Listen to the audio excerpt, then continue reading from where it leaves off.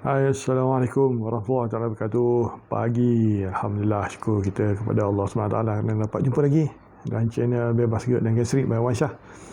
So, pagi ni ataupun hari ini, marilah sama-sama kita ucapkan Alhamdulillah kerana masih lagi diberi nafas, diberi kehidupan, diberi apa orang kata, dapat makan, minum, boleh berjalan, boleh bekerja. Kan, semua itu adalah nikmat yang tak terhingga lah yang kita dapat. Tapi kita kena bersyukur lah, kan, selalu ucap Alhamdulillah kerana mensyukuri nikmat ni adalah satu orang kata perlu lah setiap pagi supaya kita ni sentiasa menjadi orang yang bersyukur. Jangan lupa yang itu. Alright, dan yang kedua adalah jangan juga lupa berselawat kepada junjungan besar Nabi Muhammad SAW, kepada yang Muslim, dan mudah-mudahan kita mendapat orang kata syafaatnya dari di akhirat nanti, insya-Allah. Okey, so hari ini saya nak share dengan anda berkaitan dengan kenapa GERD dan gastrik ini berlaku. Okey, dan juga kenapa ia berlaku kepada ramai orang, terutama di rakyat Malaysia ni, termasuk saya sendiri. Apa yang saya share ni adalah pengalaman, bukannya kepakaran saya, tak. Cuma apa yang saya lalui, dan saya menceritakan semula apa yang berlaku menyebabkan berlakunya gastrik dan GERD yang teruk ni. Okey, terima kasih kerana berada di sini. Yang belum subscribe, sila subscribe dan tekan butang lonceng untuk dapatkan notifikasi video terbaru. So, apa yang saya share adalah bagaimana ia boleh berlaku. Okey, yang pertama adalah pemakanan kita. Jadi kadang-kadang kita tak kisah jenis makan suka hati, kan, pedasnya, bergorengnya, berminyaknya, berlemak, orang kata fast food, lepas tu banyak sangat gluten, banyak sangat orang kata makanan yang orang kata contohnya kerap makan cheese, keju yang terlalu kerap lah, macam sekali makan tu terlalu banyak, kan. Itulah saya cerita pengalaman saya. Okey, so bila kita makan benda-benda yang tidak sihat dan terlalu kerap, menyebabkan ia boleh berlaku. Okey, saya ingat dulu saya ni jenis makan tak memilih lah. So maknanya makan sesuka hati, apa yang ada depan mata makan saja. Itu kesilapan saya. Right. So yang kedua adalah waktu makan. Okay, waktu makan kita perlu atur dengan baik. Okay, kena ada makan pagi, tengah hari, malam. Biasa 3 ni sebenarnya dah cukup, tapi kadang-kadang kita perlu juga mengisi perut kita ni di waktu antara jarak tu yang sangat jauh. Contoh kita sarapan pukul 8, nak makan pukul 12, kan. Pukul 10 tu kita perlu sebenarnya isi benda yang ringan, contohnya buah. Sama juga waktu petang, ada buah, ada orang kata makanan ringan lah, yang berkhasiat. Bukannya kita main bedal je, kan. So bila benda ni kita tak jaga, menu makan kita tak jaga, dan kita selalu kerap mengulang-ulang dan ulang, mungkin 5 tahun, 10 tahun, tiba-tiba terkena, ataupun 20 tahun, tiba-tiba terkena gastrik ataupun GERD yang teruk. Kadang-kadang kita sendiri pun tak tahu apa sebenarnya sakit kita. Kadang kita rasa menyesal, tapi sebenarnya kita kena hadapilah, sebab kita dah buat kesilapan. Biasalah manusia ni, dia silap dulu barulah dia kembali ke pakai jalan.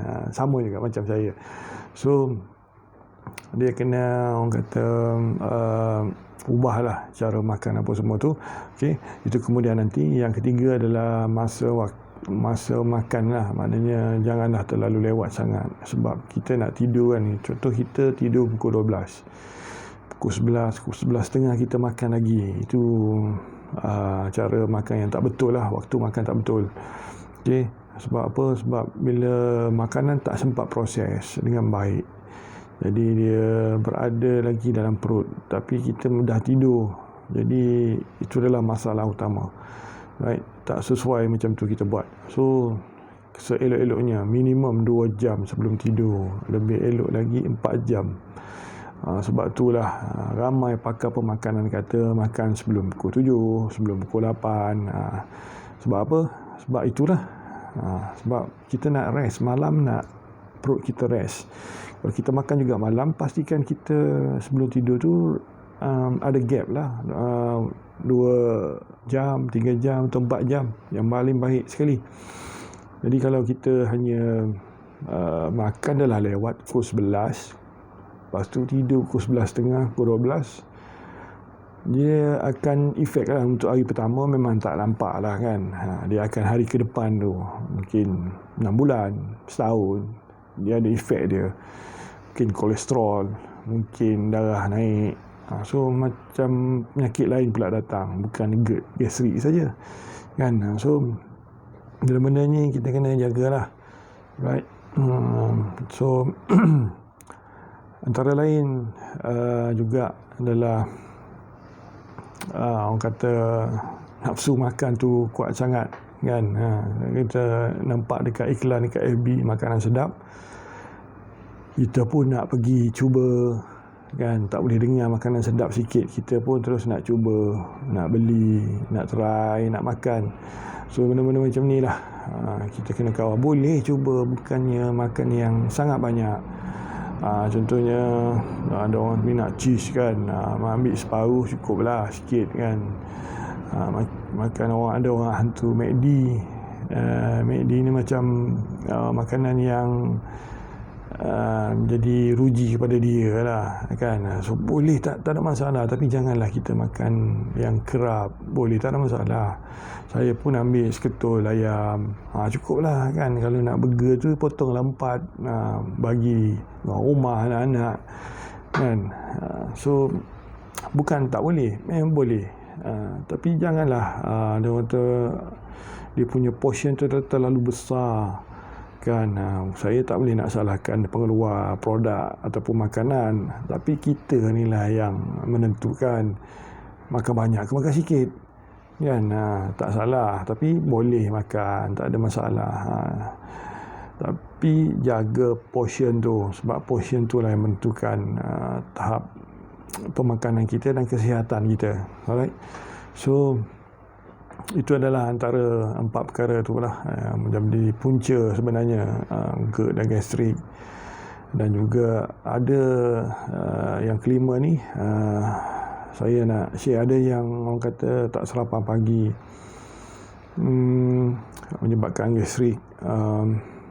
Kalau mengikut pembacaan saya, memang ada jugalah kebarangkalian boleh gastrik ni boleh berlaku sebab tak sarapan. Sebab masa tu orang kata asid tengah keluar sesuai untuk makan pagi. Jadi setengah orang buat, ada orang buat diet kan. So orang kata sebab itulah dia proses sebenarnya. Kita bila last kita makan, kalau kita buat IF kan, kalau kita last pukul 7, so dia 12 jam pukul 7. Kalau setengah tu buat 16 jam. So waktu pagi tu tak adalah jauh sangat. Kalau last pukul 10 pagi kita sarapan ni okey lagi lah. Ini kalau dah sampai pukul 12, pukul 1 belum sarapan lagi, tengah hari pun tak makan, kalau puasa is okey, tak ada masalah. Memang kita kosongkan perut terus kan, daripada waktu subuh, lepas subuh tu sampailah waktu maghrib. Puasa tak apa, tapi kalau kita pagi langsung tak sentuh makanan kan, kadang-kadang dia boleh efek juga. Tak semua orang akan rasa efeknya, tapi bila kita mula jaga makan, insyaAllah ada perubahan dari segi saiz badan kita, kolesterol kita kan. Seelok-eloknya lah, paling minimum lah ambil minyak zaitun ataupun madu kan, paling minimum untuk sarapan pagi. Itulah yang terbaik, satu sudu. Saya pun amal macam tu, supaya orang kata adalah isi dalam perut kita. Patut pagi tu janganlah kita tak ada langsung untuk orang kata untuk sarapan pagi. Kalau puasa tu lain lah, kita memang daripada pagi sampai ke maghrib kita tak makan kan. So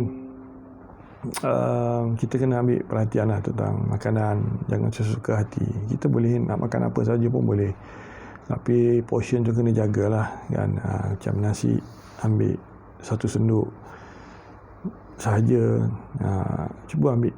Jangan selalu makan ayam, daging, cuba ambil ikan pula. Cuba tambah sikit sayur. Yang tak pernah, jarang ambil sayur, tambah sayur. Okay, kita tukarlah cara makan kita untuk beberapa bulan, sebab kita dah ada mula rasa macam tak sedap dalam perut kan. Jadi benda ni dia ada tanda rasa mula sesak nafas, mula perut meragam kan. So rasa pedih dada. Bila benda macam tu datang, kita kena start lah untuk ubah cara makan kita. Cuba buat exercise kan. Exercise tak sepatutnya kena berlari laju-laju, tak, jalan pun dah cukup lah. Tapi jalan tu jauh sikit lah, ambil lah 2 kilo 3 kilo. Yang lebih elok dia 10,000, ataupun saya buat biasa 5,000 hingga 10,000 langkah lah. Okay, 5 tu jarak lebih kurang, biasa saya ambil 5 kilometer lah jalan kaki kan. Sekejap je 5 kilometer ni, sambil-sambil sembang, ada setengah tu orang dengar lagu dah, tiba-tiba dah cukup 5 kilometer kan. Boleh buat seminggu 3 kali pun dah okey. Tak boleh pandai yang boleh melompat, pakai skipping. Ada basikal, naik basikal, apa salahnya? Tak semestinya berjalan. Banyak pilihan sebenarnya, itu terpulang pada diri kita je lah kan. Kalau asyik ikut je saya cakap ni, macam tak kena pula kan. Anda ada pilihan sebenarnya. Hidup kita ni ada pilihan. Kita nak buat apa, tapi janganlah terlampau-lampau, orang kata ekstrim kan. Sebab kita dah mula rasa tak selesa pada badan kita. Jadi kita jangan ekstrim sangat, slow-slow. Bila dah okey, kita up lah sikit. Contoh 5 km lari contoh kan, 5 km, lepas tu kita up lagi 6, 7 macam tu. Janganlah kita terus pergi 20 km kan, ada masalah lain, susah juga kan.